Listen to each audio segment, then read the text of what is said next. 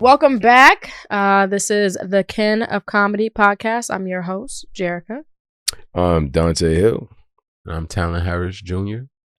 Yes, and we're back for another episode. For today's episode, I wanted to talk about, do you guys find yourself fighting for the spotlight when it comes to your parents?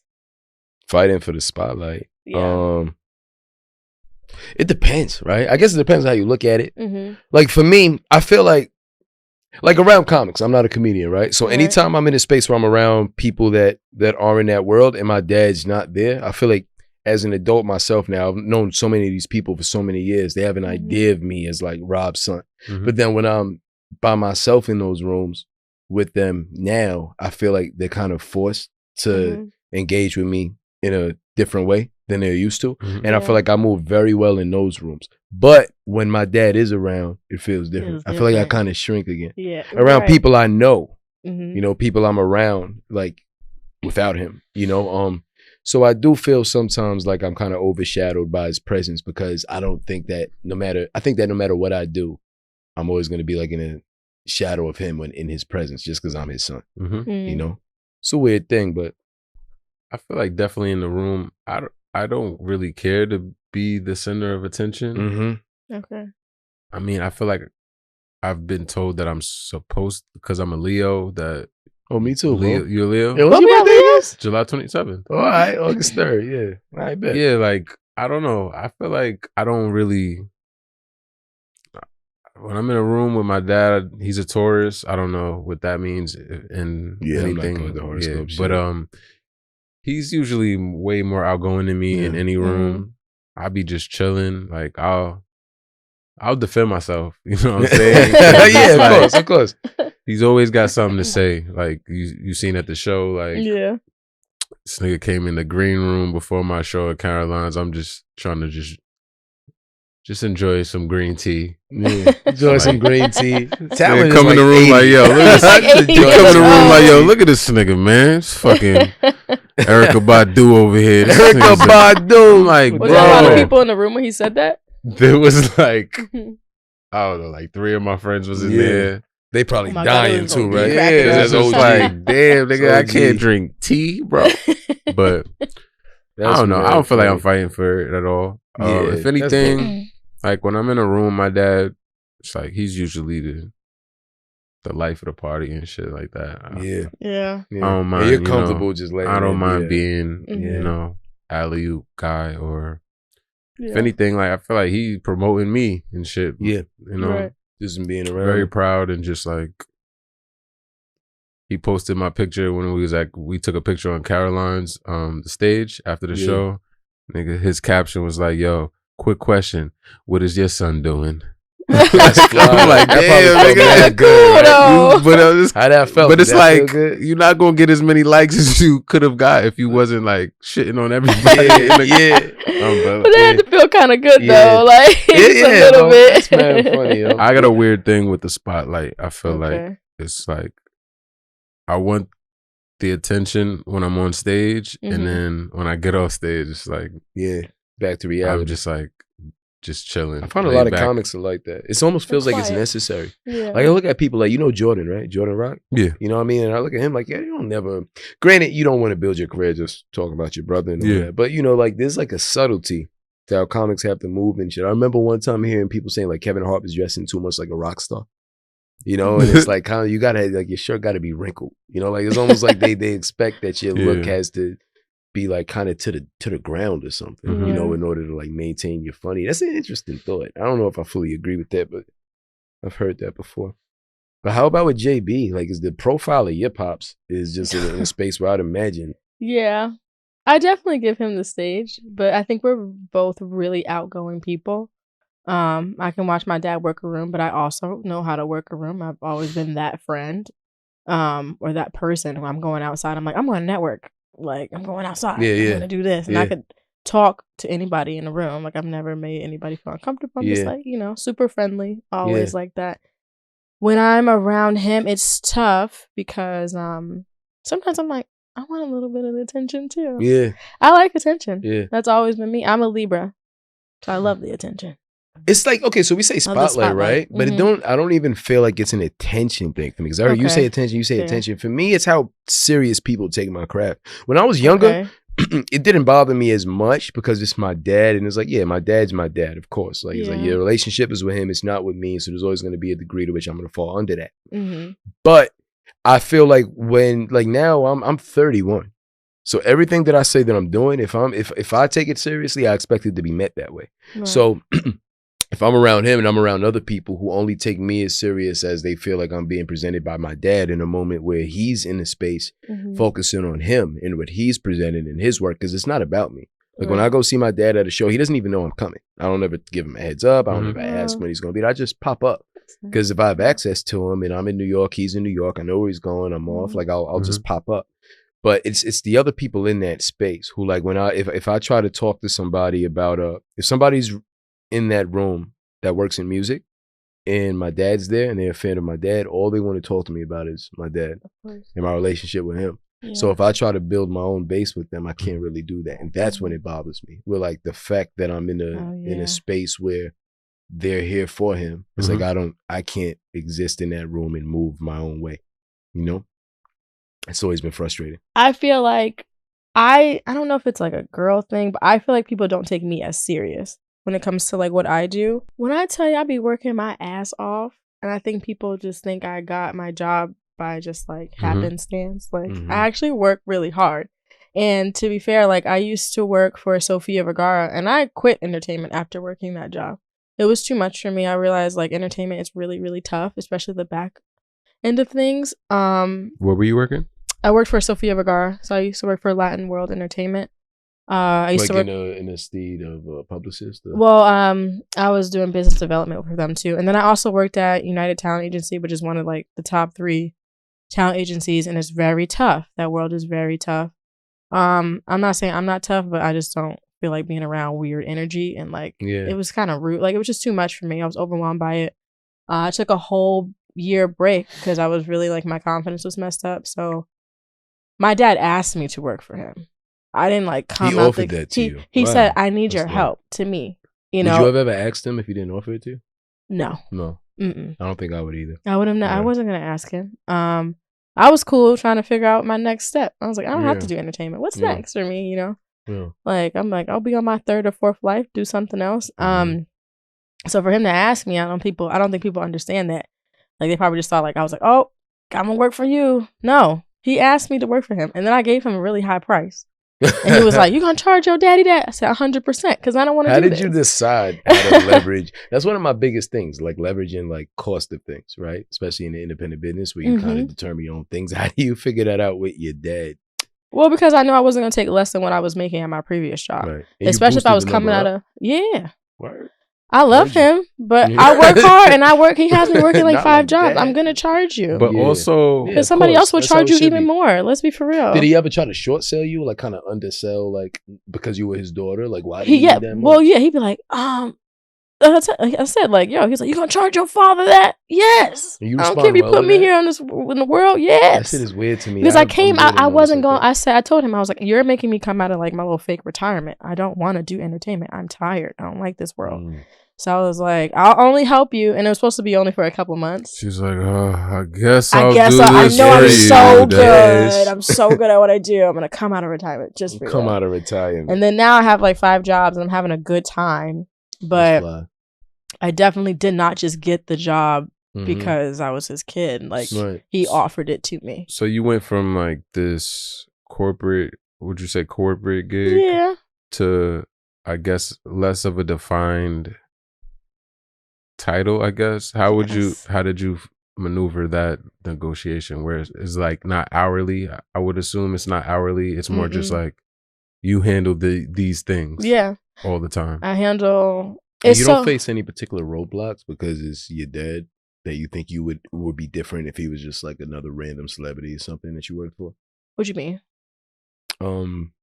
Okay, my dad's like shooting a pilot for something, right? Okay. And it's supposed to take place in the world of comics. I think you were there one day when he was shooting it. Mhm. And I'm like in the Sizzler, I'm playing a version of him when he was younger. Okay. Now in me playing him, you know, Mhm. obviously there's some thought there like that. It's like, oh, of course that's his son. He's gonna do. Talking this about the for him. movie? Yeah. Well, it's supposed to be like a series. It's supposed to be something like along the lines of like a Snowfall or something. Okay. But like in the world of comedy, like that Def He Comedy shot some Jam of it era. at Salsa, right? Right, yeah. Understood. Like you were there. You were Yeah. there. I think there were 2 shows that night, and you were on one of them. You and Julio, I think, were on one. Yeah, And the then competition thing. Yeah, right. I think And I we had saw a shot clip. something that night where I was like, I'm portraying a version of my dad, like in the early version of like the Def Comedy Jam era.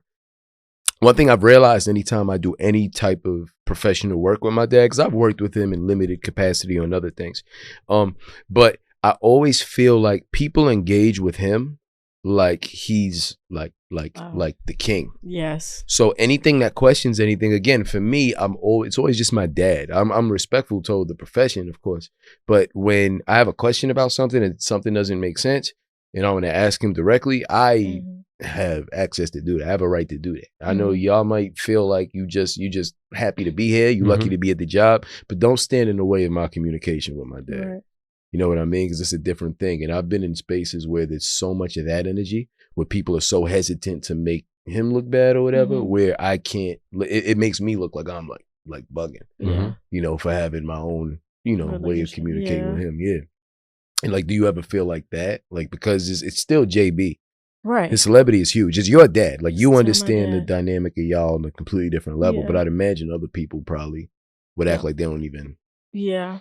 I feel like, I guess at some points when it's me and him and we're like on set, I do feel a little invisible. Like no one takes me seriously. I'm still like, it's been like a year and some change since I've been working with him. And I think now people are like, oh, she's actually smart. She knows what she's talking about. But I'm like, I've been begging for you guys to listen to me for a whole year. Acknowledge that, yeah. So I definitely do feel invisible when it comes to work and it's me and him in a room.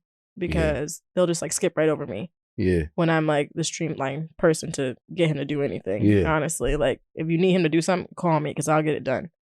So I don't know. Yeah. And I feel like my pops is such a strong presence, you know, to me, even, you know, and I feel like he comes off that way to other people too. Yeah. And it's just like, it would already be hard to challenge your dad in a certain way, even as a man. But I feel like when you have an entire group of people in the same space of you that look at them on a completely different tier, adding to that, it can make it uncomfortable to challenge things that you may feel like you have a right to challenge. And this is on a completely personal level. Yeah. You know, it has nothing to do with the work or type of person they are. It's just a different relationship for me than it is from the rest of y'all. Right. Yeah. Which is, again, bro, like the fact that you work in comedy, you know what I mean? It's like, it's just, I don't know, bro. Like, that shit has always been so interesting to me. Like people around my age, like you and Isaiah, like just doing this because I'd imagine roadblocks like that are a bit more normal. Or maybe you just built your own circle enough where you don't feel it as much because you have a lot of like peers that you move with now. Yeah, I do it. Like most of my comedy work is just like for me, just going out and making my own way. Yeah. My dad definitely helps me. You know what I'm saying? He'll throw me a gig here and there, but for the most part, it's just me, you know, making my own way. Like trying to create a name for myself. Yeah.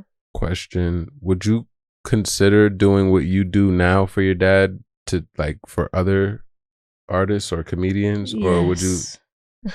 So would you like to expand the management? Totally. I do. So this is another thing. When I go on tour with my dad, like we run into other comedians and stuff, and they see how I run things, and they're like, "Hey, can you help me?" I'm like, first off, what are all your titles? I don't know. You okay, don't? You don't have the official titles. It's like 4 or 5 miscellaneous. It's like miscellaneous. Social media. It's like social media management. I'm doing merch. I'm selling merch. I'm creating the merch. I'm building the websites, or I'm working with somebody to build websites. You're creating designs for the merch? You're a graphic designer? Help. Well, I'll work directly with like somebody who's faster at doing stuff, but I can tell you which direction I want it to go. I'm doing that. I'm like advancing all the shows on tour. So or I'm hiring a camera crew to come on tour and help. And I'm running that. I'm making sure everybody who's helping they get fed. I'm making sure he gets fed. I'm booking the travel. I'm This doing seems the like day-to-day a stuff. job that you wouldn't be able to do for more than one person at a time. You know what I mean? Yes. I'm like, he's picking back up his podcast, so I'm producing that. Guys, wait, this is like making me so sad. This is a lot of work. I don't know how I'm not crumbling right now. I need a fucking nap. And he likes to gatekeep me. So we'll be on tour and I'll run into other comics and they're like, oh, your daughter's doing this. Can she help me do this? And he'd be like, no. But is that a thought for you? Like, do you ever consider even taking on anybody else, or do you kind of feel like a sense of loyalty because it's Pop? No, I can help other people. I don't know why he act like that. Yeah.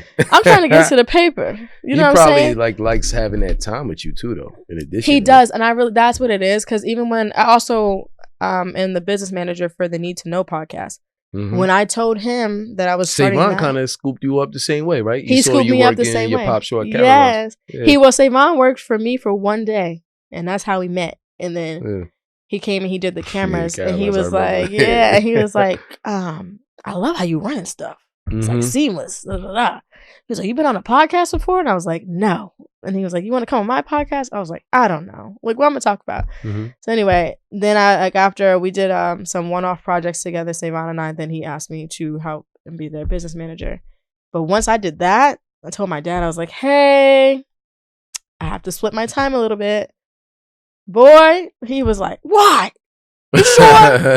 It was like the world was like falling apart for him when I told him I was like, "Listen, I'll still split the time. Like, you'll get me wherever, because it's remote." So, but yeah, we spend so much time together. I think now it's like he's afraid to like I'm gonna be like, "Okay, bye."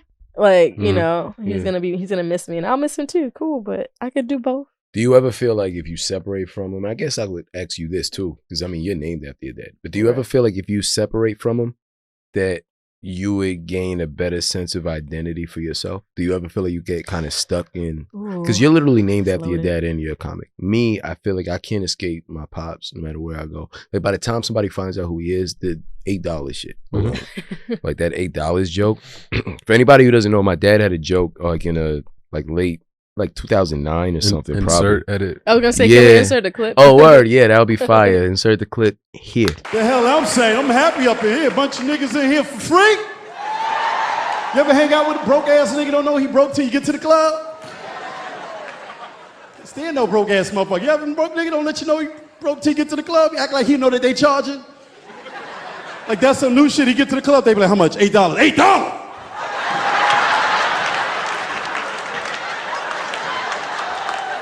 This nigga's talking about $8. Everybody with money want to go in. What the broke nigga want to do? He want to have a meeting. What we gonna do? Hold on, let's talk about that. They talk about $8. They talk about we got to pay before we go in. But that thing went so crazy. Mm-hmm. It was like kind of like a change of life moment. Like kind of for him, To be honest, I can't even hear the words $8 without. I was talking to Lee, my boy over here, like yesterday on the phone, and then I was talking about something with one of our other dogs where $8 came up, and he started laughing because he thought about it. I don't even I'm like kind of like numb to it now. Yeah. But it was a big moment for him. But I just kind of realized, like, around that time, every conversation I had with anybody would just be like, it would come to that. There were people like even at school and shit that never really told to me on the regular, but they would come up to me like it was just like because of me. Like I just kind of like earned they love, with time. They'd be like, "Yo, what's good, bro?" I'd be like, "Hey, nothing, bro. Everything good." Like hype kind of like you feel like, "Oh, yeah, I guess I'm coming into myself." I'm a kid at this point, right? Mm-hmm. Like younger, whatever year this was. And like just to have them say, "Yo, I saw your pops." Like, "Oh, I heard your pops joke." And his love that's followed me from years from somebody seeing my dad like on something once. But like they don't know shit about me. Like a damn thing about me outside of that. So it's kind of become a thing where, I don't know. I feel like I've run away from that connection. I embrace it as an individual, but professionally, I feel like it's kind of been to my detriment a little bit, I can see that. As far as initial engagements with people, I've had a lot of opportunities open up because of my father's name, but I've also had a lot of ceilings introduced because of it too. Like at the same time, and like figuring out how to come out of that is like a thing that I don't know too many people that I can relate to. It's part of why I wanted to do this podcast. This is really like Right. Honestly, it was just therapy for me. Really. Guys, this is a form of journaling, you know? You know? This is therapy.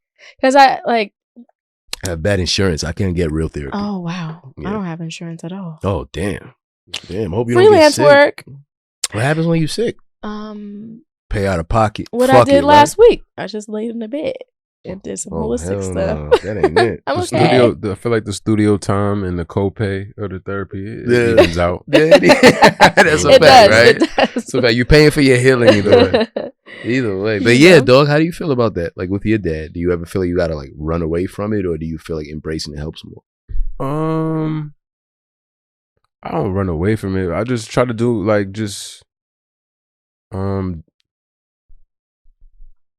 do my own thing, like make a way for myself, make a name for myself. But it's like when my dad gives me opportunities, I don't shy away from that at all. Like whenever he tries to book me, if I'm free, I'm gonna do the show. You know what I'm saying? Does it happen a lot? What? Does he book you a lot now? Do you feel it more? Like he's more comfortable with putting you on now because he knows you're a capable comic?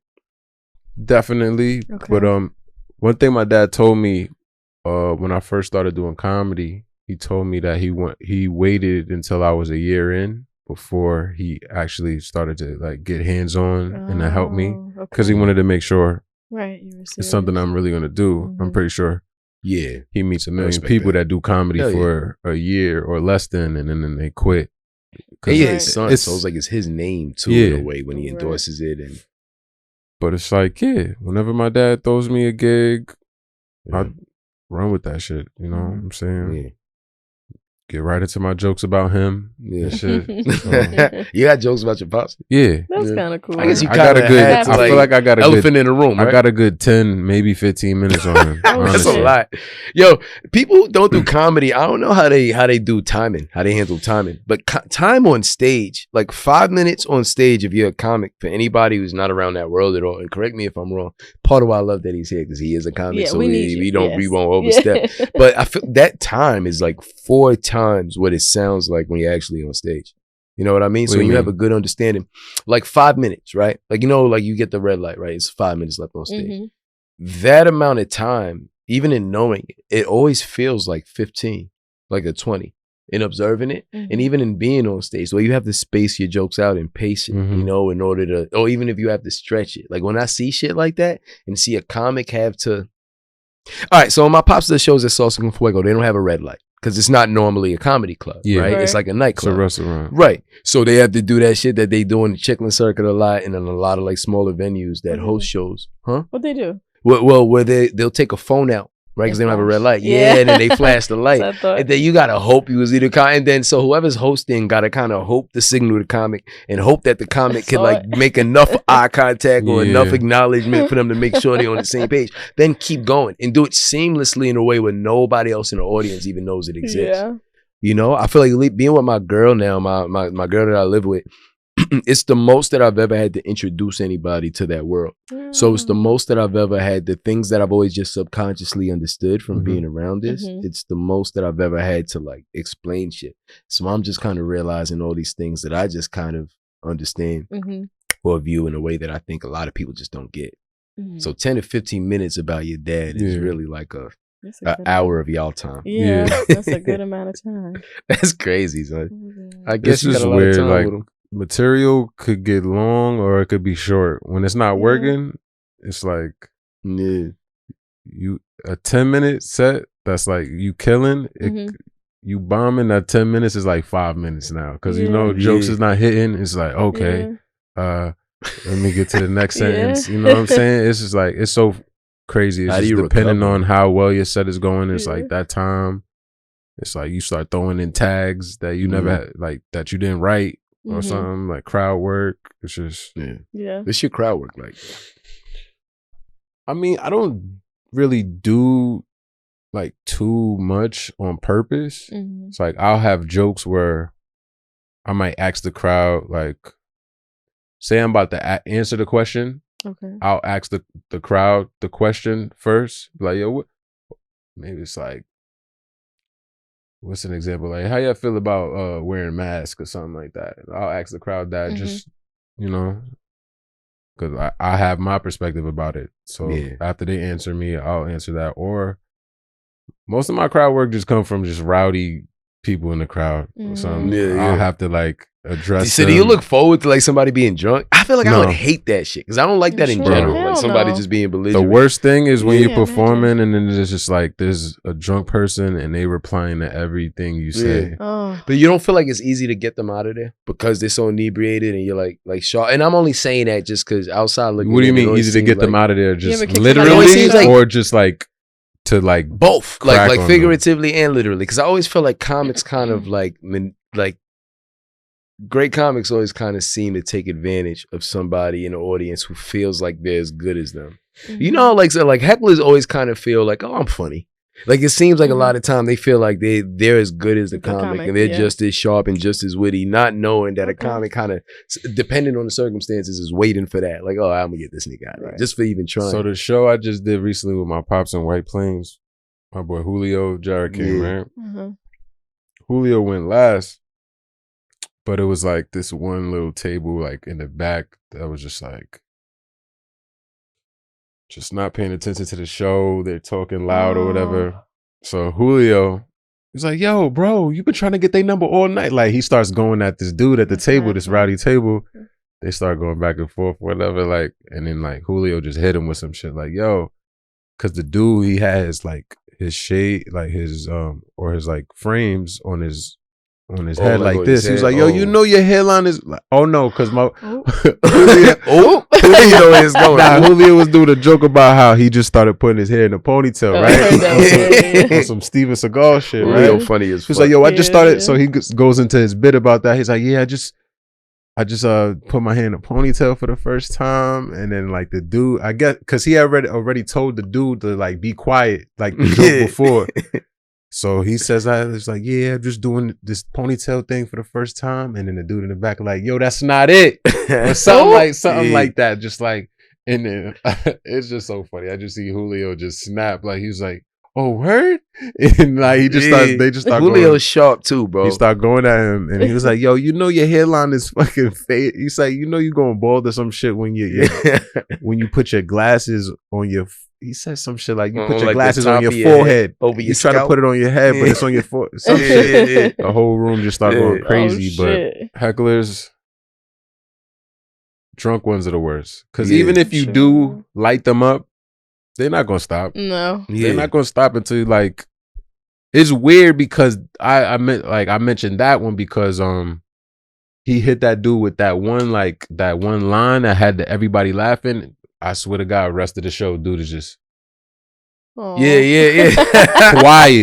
So it's like embarrassment to submission. It's an art to it. It is, yeah. It's an art to it. My dad even said it's like an art to like making fun of people in the crowd where it's like it's a line. There is, yeah. It's like if you crossed out, it's like you got to get like right. You got to get like right on the line where you make them laugh at themselves. Where it's not too far, where you make, you know. That's what I'm speaking to. Like, I mean, JB, I haven't been around JB personally as much growing up. More than a few times. You know, always been, you know, great relationship with him. But I, like your dad and mine, have like always kind of moved. Like New York has been their centerpiece for the majority of their career. And they've toured together, including now, New York Kings of Comedy. And I've gotten a lot of lessons about just entertainment, how to deal with people, like I was saying before, you know, and just the intricacies of comedy as an overall just business through like your dad, mine, Capone, and all of them. Because shit like that you said, I've gotten that same thing from my dad. Like there was a thing at Salsa last week where there was a guy, and my man Lee was there too, and there was a guy sitting front row. It was T.I., right? Which is a whole conversation in itself. He's doing comedy, right? But wait, he did stand up too? At Salsa. At Salsa? Oh, you out the loop, baby. I saw that he was going to be there. I didn't know he was doing comedy. He was singing. I was like, he must be rapping. Yeah, it wasn't nothing. Nico hit me about that. I was like, how was it? I was like, one thing I would say about this the one thing I would say about this T.I. doing comedy thing. Am I the only one that didn't know? It's like he's really... I feel like he's really been like going in the trenches though, like low key. I respect the hustle of it. I feel like that's a natural part. We could get to the T.I. thing, but just to like to what you were just saying, there was some guy that he looked like he was like there was something like mentally not all the way there. And my dad was saying how he looked like Jeffrey Dahmer just because the relevancy, like the show and shit. But that, like, in realizing as he was addressing the guy that there is a sensitivity towards certain things. If this guy really has something wrong with him, you know, it's not right to like make him like the target of these jokes and everything. You know, and then the Jeffrey Dahmer thing too is sensitive to a lot of people as well. Right. And so I just kind of watched him engage with this guy after he made fun of him in a way that kind of got his consent to keep making a joke while being funny the whole time. He got the guy to go on stage, dance, touch the mic to leave his DNA behind in case he killed anybody. And had the guy laughing and had the entire audience going with that too. And to be able to do that in the climate of things today, you see a lot of Instagram comics, no disrespect, because I know there's a lot of controversy about the difference between stand-ups and Instagram comics. But I think a lot of these guys that don't have to do sets on stage and kind of like through time gather their ability and their strength don't know how to do that. And people that are just observing casually, that just went to a comedy show, don't acknowledge the skill that it takes to do something like that. So for your dad to give you that, that's like real game that comes from like a seasoned veteran in this shit. You know, it's like people would take certain advice from LeBron and take it serious and ball, you know, a certain way just because of the profile and shit like that. But this comedy stuff is like just as hard, like it's like mentally, you know what I mean? Like just that game. Fucking crazy. That off the cuff muscle is probably the hardest thing to develop. I'd imagine. Just that in the moment, just you don't know what's gonna happen, but you got some like a funny line just in the cut in the pocket all the time. You feel like you got that? It's developing. I got my spurts. But it's like it just you can't. I don't want to say how many years I've been doing comedy, but it's just like it just comes with time. Just my dad 30 years, no shortcut. Like, it's just he's just a different. As much as I think that I'm nice at comedy, every time I watch him do a show, it's just like. Nah, he's a heavyweight, man. Your pops is one of the best, man. That's one of the interesting things. And I know you get this, right? Because you're like JB's profile is just incredible, right? There's no denying that. But JB comes from a school of like he's earned his position based on the quality of the work that he creates, right? And he comes from that same school as like our pops. It's like they just came up in a really rough environment in that comedy shit, like really competitive in the same way people view a lot of rap shit, especially back then. And I feel like black people are the hardest people to make laugh. And that's acknowledged. People, like a lot of people like in the city, like for anybody who doesn't like, who may not have heard of like my pops, like who may be like watching this, who doesn't know him like through his work or wouldn't know yours like through his work. If you ask anybody who's relevant in the comedy scene in any way in this country, they at the very least are aware of them. And they acknowledge them in big ways, you know what I mean? For their not only contribution to the culture, but just how long they've been able to do it and exist in this game on a certain level. Because a lot of people can't do that. Even just when they realize how little money you make doing this shit when you're starting off. I've seen so many people drop off just for that, you know? Crazy, man. Crazy shit. It's like, you know, Kevin Hart used to open up for our popses back in the day. You know what I'm saying? Fact. Well, here's a fun fact. Kevin will also admit this, that he used to take my dad's jokes. He would take my dad's whole set. That bitch. He would take my dad's whole set, and then my dad would be at the club like, okay, you know, and have to like come up there with new jokks. Like, because Kevin would go before him, and he would take... He's admitted this? Kevin said it was a couple years ago when they was like doing a Real Husbands of Hollywood like press tour. He was I forgot JB was on it. You didn't even I did say that again. These niggas do not listen. I said it. I just heard Pootie Tang. Oh yeah, because y'all said I said Pootie Tang. I was like, I love that. This nigga love Pootie Tang. The movie is really good. He was a Pootie Tang. But we were at Wendy Williams, and he said JB might not admit this, but he was like, I wanted to be JB. I loved the way he did his jokes. I took his jokes sometimes. And he admitted that shit. Wow. A couple years ago when they first started Real Husbands of Hollywood, he admitted that. I could see part of where Kevin what Kevin might mean by that too. Your pops is like always been just very high energy. Yeah, he still has high energy. JB is like, you know what? One thing I love about JB, and I think Kev does this well too. He gets a lot of criticism now, I think, for this in this era. But I feel like JB was really good at acknowledging that his understanding of comedy and humor is way bigger than the audience that I think people expect black comics to stick with. Mm-hmm. And I think JB got comfortable with that in a time where in that Def Comedy Jam Yeah. era where a lot of comics was like embracing that. Yo, we know how to move in these urban rooms. Mm-hmm. A lot of these guys can't do that. And when it was taken off in a certain way, like when Martin was hosting type shit, Oh yeah. you know what I mean? I feel like somebody like JB going the route he went was like, was smart as fuck. And his humor being like that, I could see Kev, because Kev's is moved that way. Yeah. It's a lot more familial and everything, you know. Mm-hmm. Kev ain't talking too much like street shit in that way. No. And that's interesting. Yeah. That's crazy. I didn't know that. Like my dad's type of jokes, he doesn't like make fun of people. He kind of like either makes fun of himself or like he'll pick somebody from his family or just like make jokes about like life. Like his stand up is not like making fun of people or like impersonations or anything like that. So yeah, I've heard a lot of people note that cool. about him. Yeah, he's one of the most physical comics I've ever seen. Yeah. So like sometimes I'm like, your ankles don't hurt? Cause like, you know, my dad's getting up there in age a little bit. I'll be like, you all right? You okay? You sure your back not hurting? To this day, he'd be on the floor picking up chairs, like very active. And then he'll do that shit. Like when we go to Caroline's and we got like 6 shows in 3 days, like, you know, he'll do that. Yeah. Like it's so day. crazy because I see all the OG comics that I grew up around, I've watched them do the same shit for so many years. Yeah. Even Your Pop, bro. Your Pops has been doing that same Biggie verse when he hit the stage for 38 years. He did that shit like 2 years before Biggie was born, I heard. He was doing that shit for man. What he go with it? I don't even remember impression before Biggie. But it's like impeccable. Yeah. I can imagine he probably started doing that when like Biggie was like still alive. And, like it was relevant. He's like, yo, it worked. Sure. Like, why drop it? So funny. Crazy, man. Talent is really good. I like the whole New York Kings. They got a fire team of people. Line up. I'm a genuine fan of comedy. I really am. Like, I love the world of it. Even though I got a love-hate relationship with it.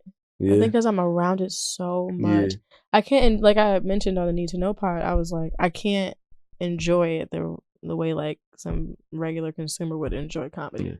Because I'm too busy like, oh, why they say that? Oh, they say the N-word too much. Remember the time we went to Chocolate Sundays? Yeah. And that one guy, oh my God.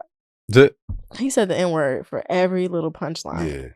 And me and Tom were like, ooh, that's really bad. Like, you know, it just made me feel like he didn't have any other material. He used the N-word every 5 seconds. I'm like, you're not funny. I've just always, I be feeling the same way, but I always feel like that's love. That's kind of like the derivative of love, you know, because my idea is that, you know, I just, like, I observe it that way because how I grew up in it. Yeah. You know, so I observe those people kind of thinking like, man, why would he do that? Because most of the great ones would do it like this. Right. Or if you actually, man, he's kind of leaning on that kind of heavy. Yeah. Like, I don't, if it's something I don't care about at all, I don't look at it. Like, in that, to that degree of detail. Yeah. You know?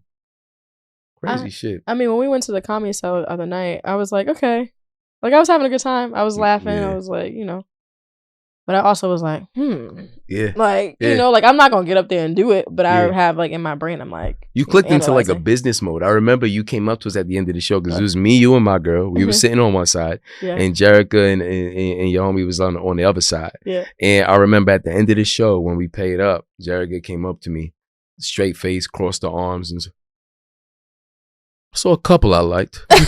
And I was like, damn, I felt like I had to like click right into like a business mode. Like, so what y'all think? I wasn't even ready, but like, yeah. Like I'm about to book them. Yeah. Like, so like, yeah. I'm like, what we doing? Like, let me sign them right now. I like a few of them. Yeah, I like the first, second, and third. Yeah, last one, you know, like got a whole review. Yeah, man, it's a dope sense of business acumen, you know. It's funny though, because you could be sitting right next to somebody you didn't like. They love them. Right. Yeah. It's subjective. It's a fact. It is subjective. It's a fact. Yeah. Yeah, man. And it's art, you know, like it's something where I feel like it's very similar to music or film, television, where there's a lot of things that aren't for me, but it doesn't take away from the quality of it. Right. I think there are people that are great at things that just don't necessarily appeal to me. You know, but I like to be able to see what's technically admirable about somebody. I think that's important. I feel like in anything you do that has different versions of itself, if you're only willing to take it in from what matches your comfort zone, you're always going to be one-dimensional in how you create and how you form your craft. You can't look at somebody like a Chappelle, who's like the obvious choice. You know, if somebody's pretty much critically acclaimed in every way for the most part. and you just don't get that kind of content or that kind of perspective from somebody who works one kind of room, or somebody who, you know, watches one kind of movie or listens to one kind of music or is open to one comfortable type of thought, you know? Yeah. It's an important thing. Definitely when you're trying to appeal to a world crowd. Facts. Like you gotta. Big facts. Love that. It's the thing about like being boxed in as like a black comic sometimes. Yeah. Yeah. Think about that. Sometimes I have a lot of material that's specific to like my culture. Yeah. And it's like doing these different rooms. Do a lot of rooms where it's like tourists mostly. I'm like, damn, I gotta expand my pen a little bit, get more broad on just what I'm talking about. Right. It's like it's not gonna understand this Rick Ross joke. You still gotta go with it anyway, though. But you do it anyway, yeah. I do my laughing? shit anyway, but it's like you do gotta get general sometimes, like just human experience shit instead of like particular black experience. Yeah. How do you? But it always feels like there are people that like share the black experience in a way that everybody can understand too. You know what I mean? I feel you. It's definitely becoming, the black experience is a lot more mainstream now than it was in Def Comedy Jam. Right. Yeah. So there's a lot more references we can. There's definitely more black references. Like I do an R. Kelly joke that everybody laugh. Yeah. That I'm like, okay. That sometimes some rooms it hits harder. Other rooms it's just like, ooh. Not so much for tourists. Like they're not really like, but it's America knows who. Yeah, right. You know what I believe I could fly. You know what I'm saying? It's like, but I believe I could fly. Might need to edit that. They're gonna get us in trouble. Cancel before we even get started. I hate I believe I can. You know, like that initial remix. What's wrong with walking? So I feel you on that for sure. Yeah, man. I love this. I love that we get this space. This is really nice. You sound so therapeutic every time you talk. It's always like, yeah, you know. I just love that we have this. You know, it's a struggle sometimes because there's not a lot of people that get it. So it's cool to sit down with y'all. And shoot the shit and just like get the shit off our chest. Like if anybody's gonna understand, it's y'all two. You know what I mean? So I'm really happy we did this. A lot of intricacies to this shit. Yeah, me too. What is that? Are you saying that like are we closing out right now? I'm wrapping. Just closing up. We're wrapping it up. I got the vibe. I didn't pick up what I was putting down. I'm so glad we get to do this. We're signing out. Thanks for listening. Out.